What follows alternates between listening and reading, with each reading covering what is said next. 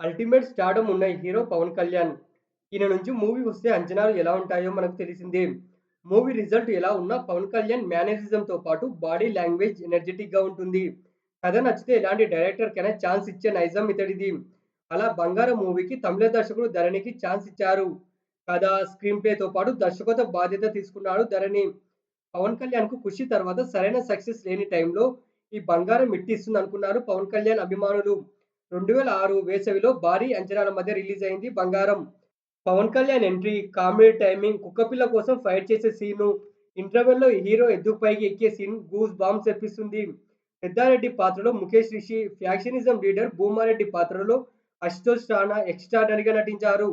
First వీక్‌లో 9,70,00,000 share సాధించింది. ఆ ముందు వారం రిలీజ్ అయిన 'పోకిరి' ఫస్ట్ వీక్‌లో 9,14,00,000 షేర్ మాత్రమే రాబట్టగలిగింది. ఇలా చూసుకున్న 'బంగారం' మూవీదే పైచేయి. కానీ 1 వీక్ తర్వాత కలెక్షన్స్ బాగా డ్రాప్ అయ్యాయి.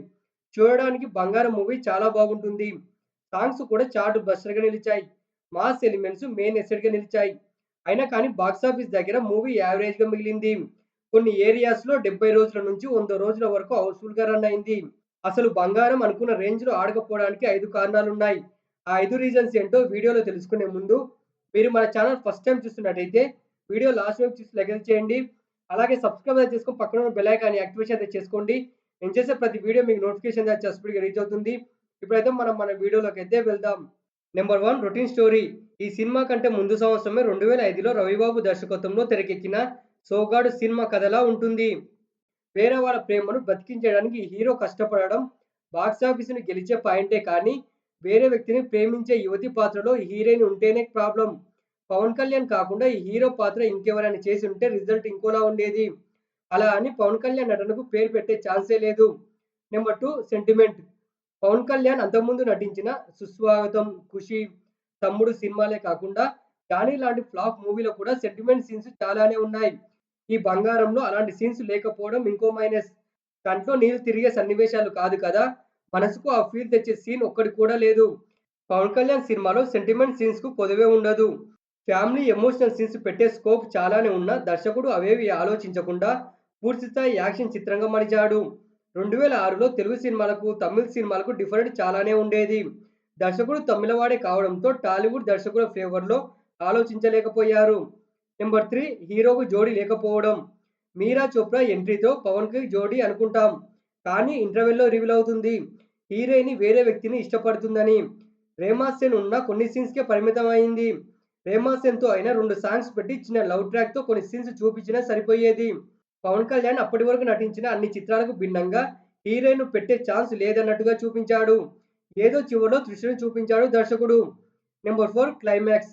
సినిమా స్టార్టింగ్ నుంచి ఎలా ఉన్నా లాస్ట్ 20 మినిట్స్ హీరో కంట్రోల్‌లో ఉండాలి. అది మిస్ అయింది.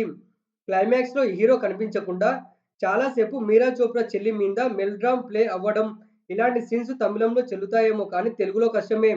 అసలు రాయలసీమలో ఇలాంటి సైకో ఫ్యాక్షనిస్టులు ఉంటారా అనిపిస్తుంది.